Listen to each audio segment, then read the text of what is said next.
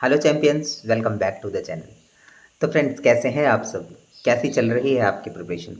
तो फ्रेंड्स, अब बहुत सारे बच्चों के अंदर ये भी एक डाउट चल रहा है कि उनका जो है आईबीपीएस पीओ मेंस का भी एग्ज़ाम है 26 तारीख को, और कई लोगों का ऐसा है कि 25 तारीख को उनका प्री है और 26 को उनका आईबीपीएस पीओ का मेंस है। तो फ्रेंड्स, जैसा कि आपने थंबनेल में देखा होगा कि थंबनेल में लिखा हुआ है कि how which one to choose between SBI clerk pre versus IBPS PO mains और हाउ टू मैनेज बोथ।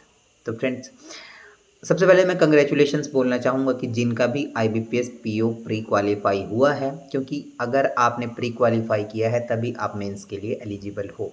तो ये बात आपको ध्यान में रख लेनी है कि आप स्टेप बाय स्टेप ही ऊपर चढ़ोगे। अगर आप प्री क्वालिफाई करते हो तभी आप मेंस के लिए एलिजिबल होते हो।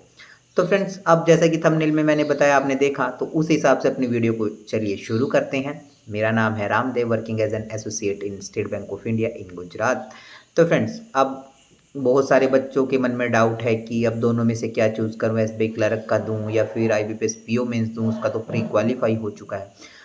तो आपके पास दोनों में से चूज़ करने का कोई ऑप्शन नहीं है, दोनों बेस्ट एग्ज़ाम है फ्रेंड्स। तो आपको ऑप्शन करने वाला, तो चूज़ करने वाला ऑप्शन तो आपके वहाँ से ख़त्म ही हो गया। तो आपको एग्ज़ाम जो है वो दोनों देने हैं। अब बात आती है कि आपको मैनेज कैसे करना है। मैनेज करने के लिए फ्रेंड्स, एसबीआई क्लर्क प्री आपका है और उसके बाद आपका आईबीपीएस पीओ मेंस है। मतलब आपका 40 से 50% जो है वो आपका सिलेबस वो सेम ही है फ्रेंड्स, मतलब लेवल का फ़र्क पड़ता है। अब एसबीआई प्री में जैसा कि आपको पता है क्यूआरई आएगा, और आईबीपीएस पीओ मेंस में भी आपका क्यूआरई प्लस जीए प्लस डिस्क्रिप्टिव आएगा। तो फ्रेंड्स, एसबीआई प्री में आपका बेसिक लेवल का और थोड़ा ट्रिकी आएगा। मेंस में आपको मेंस का लेवल पता ही है फ्रेंड्स, थोड़ा टफ आता है, बट बेसिक अगर आपके क्लियर हैं तो ही आप उसका सोल्यूशन कर पाओगे। ठीक है फ्रेंड्स।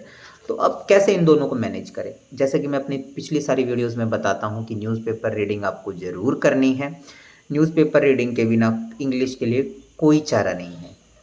तो आपको इंग्लिश के सेक्शन के लिए आपको अब न्यूज़पेपर रीडिंग आप करते थे वो ही आपको बेनिफिट करेगी।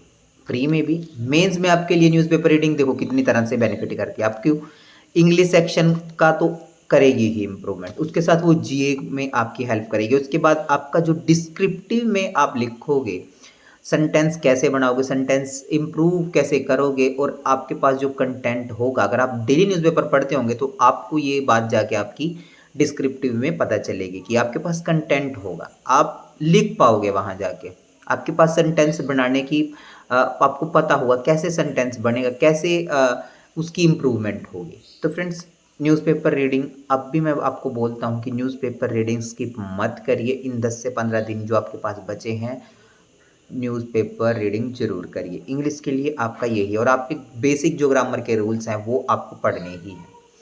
रीजनिंग के लिए क्या करें, रीजनिंग को कैसे मैनेज करें, उसमें तो प्री लेवल की आएगी, उसका मेंस की आएगी। तो आपको क्या करना है, रीजनिंग के भी, इंग्लिश के भी, मैथ्स के भी दो दो अब सेट लगाने हैं। एक तो आपको प्री लेवल के लगाने हैं, एक आपको मेंस लेवल के लगाने हैं, जब भी आप ये रीजनिंग की या किसी भी चीज़ की क्विज़ आप अटैम्प्ट करते हो। तो ऐसे ही आपको मैथ्स की, मतलब प्री के लिए मैथ्स की, और डीआई के लिए, मेंस के लिए आपको क्विज़ लगानी है, प्रिपरेशन करनी है। एट द एंड फ्रेंड देखो, प्रिपरेशन आपको ही करनी है, आपको ही मैनेज करना है कि आप कैसे मैनेज करोगे। मैं और कुछ लोग और भी लोग जो हैं वो आपको सिर्फ गाइडेंस दे सकते हैं, बाकी मैनेज आपको ही करना है फ्रेंड्स। ठीक है। और अब रही बात जीए की, जीए का भी मैं अपनी, जिस दिन से वीडियो मैंने शुरू की है तब मैं यही बोलता हूँ कि आपको डेली जीके पढ़नी है। अब जो लोग इस बात को मान के डेली जीके पढ़ रहे होंगे उनको अब ये बेनिफिट पता चलेगा। 10 से 12 दिन जो बचे हैं, जिसमें अब उनको प्री भी तैयारी करनी है और मेंस की भी तैयारी करनी है, अब उनको पता चलेगा कि कितना बेनिफिट ये करता है डेली जीके पढ़ना। क्योंकि अब उनको पुराने से जो है उनकी सिर्फ रिवीजन करनी, उनको डेली अब जो जीके वो पढ़ते थे उनकी अब वो दोबारा से पढ़ेंगे तो रिवीजन ही होगी, उनके लिए नया नहीं होगा। और जो बच्चे नहीं पढ़ रहे थे, जो सोच रहे थे प्री क्वालिफाई होगा उसके बाद ही पढ़ेंगे, अब उनके लिए वो नया होगा और टफ हो जाएगा। ठीक है फ्रेंड्स। तो अब भी आपको डेली जीके तो पढ़नी ही है, क्योंकि आपका एसबीआई मेंस भी होगा। ठीक है। तो आपको डेली जीके तो पढ़नी ही है, कोई सब्स्टिट्यूट नहीं है। और आईबीपीएस पीओ के लिए आपको जो आपने पहले जीए पढ़ी है उसकी आपको रिवीजन करनी है और 5 से 6 महीने की आपको अच्छी तरह रिवीजन करनी है। देखो जीए का सेक्शन जो है वो बहुत वास्ट है, उसका कोई आपको कोई लिमिट नहीं बता सकता है कि इतने यहाँ से आएगी या वहाँ से आएगी। तो आपको उसका कम से कम 5 से 6 महीने की आपको बहुत अच्छी तरह से जीए की जो है वो रिवीजन करनी है फ्रेंड्स, ठीक है। उसके बाद अगर फ्रेंड्स आप चाहते हो कि मैं आपको टाइम टेबल बना के दूं तो कमेंट बॉक्स में आप कमेंट करके जरूर बताइए। अगर आप टाइम टेबल भी चाहते हो तो मैं आपको एक टाइम टेबल भी बना के दे दूंगा। उसके बाद फ्रेंड्स बात आती है कि मिस्टेक आपको क्या नहीं करनी है। अब मेरे जो कई दोस्त थे, मैंने वीडियो ही इसलिए बनाई थी कि उन्होंने बोला कि हम अभी मेंस की तैयारी करते हैं और आप जब एसबीआई प्री से पहले 5-7 दिन बचे होंगे तब हम मॉक टेस्ट देना प्री के शुरू करेंगे।